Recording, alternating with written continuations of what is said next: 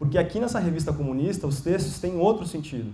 Porque se na revista Cultura Política ele não entrava em choque, assim, não havia um questionamento do status quo, porque o que os editores da revista faziam? Eles diziam que aquele cenário de mazelas que o Graciliano trazia, aquilo na verdade tinha acabado a partir de 37, ou seja, depois do Estado Novo não tem mais coronelismo, acabou tudo. Isso era um discurso, obviamente a gente sabe, totalmente propagandístico, que, enfim, tanto que esses livros em Viventes das Alagoas fazem sentido até hoje porque a situação se mantém de alguma forma, ou seja, a realidade, a materialidade do discurso que ele está tratando ainda se mantém a mesma.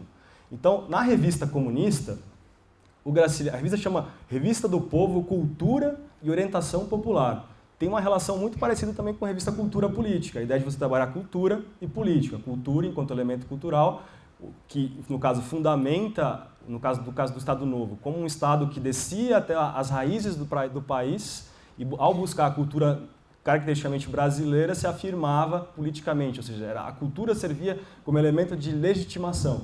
E aqui na revista comunista a gente observa um processo muito parecido, porque a cultura para eles também tem esse caráter de buscar as raízes da brasilidade e a política no sentido de uma orientação, ou seja, de como aquilo pode ser a base para uma transformação social, que aí é uma perspectiva muito relacionada com o Partido Comunista. Só que aí a gente olha para esses textos do Graciliano, nessa revista, aquele viés crítico que ficava, que os editores da revista Cultura Política procuravam deixar em segundo plano, como se,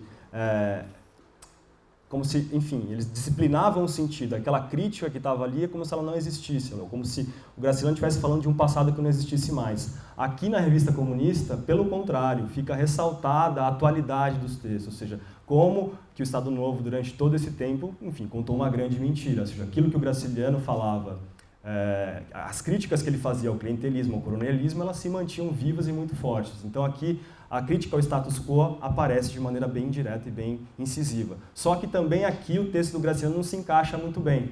Por quê? Porque ele trabalha ficcionalmente, de maneira inconclusa e alegórica, ele está muito longe daquele realismo socialista ou coisas do gênero, e os textos da revista, em linhas gerais, são textos doutrinários.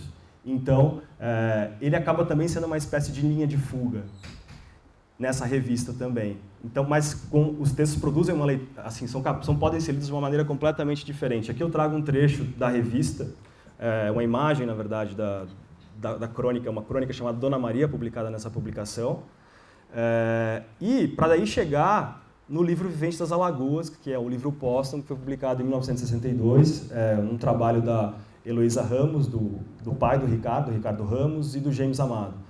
A iniciativa de compilar os textos do Graciliano que tinham como lugar discursivo o Nordeste brasileiro.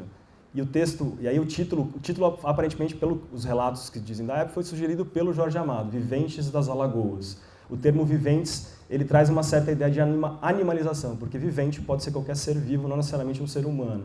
E das Alagoas é um topônimo que procura restringir geograficamente o lugar em que se passam esses textos. Então, ele acaba jogando com esses dois elementos, mas os textos eles não se passam só em Alagoas. Assim, a gente pode tomar, tanto que o subtítulo do livro, curioso, é Quadros e Costumes do Nordeste, ou seja, o subtítulo que estava lá na revista autoritária de 1940, que por sua vez continuou na revista comunista, foi reproduzido no texto de 62, na obra de 62. Só que aqui, quando a gente vai ler esses textos do Graciliano em Viventes das Alagoas, o sentido é completamente outro, porque essa obra é lançada em 62, no momento em que a obra do Graciliano vai para a editora Martins, num contexto de republicação das obras completas. Então ela é lançada nesse contexto, ou seja, já tem um autor com relançamento das obras completas dele, e aqui os textos eles vão funcionar como se fossem acessórios que vão ajudar a compreender a imagem desse grande escritor que se consolida como um dos grandes nomes do século XX brasileiro. Então, só para vocês entenderem, então, eles perdem aquela relação material que eles tinham com a revista, ou seja, aqui entra a diferença também e o próprio suporte. Né? O Rubem Braga ele tem uma imagem muito bacana para definir a diferença entre um texto saído em jornal e um texto saído em livro. Ele faz uma comparação entre ele, cronista, que publica textos em jornal, ele seria uma espécie de um cigano, que todo dia ele tinha que desmontar a tenda, levantar e ir para outro lugar, enquanto o autor de um livro era um engenheiro, um arquiteto, um construtor de uma casa sólida que ficava. Então, os suportes te levam a leituras completamente distintas. É nesse contexto que esses textos podem ser lidos, ou seja, e eles vêm como formas de você enriquecer, trazer elementos novos, como se fossem textos periféricos para compreender essa grande figura, esse grande intelectual, esse grande Graciliano Ramos.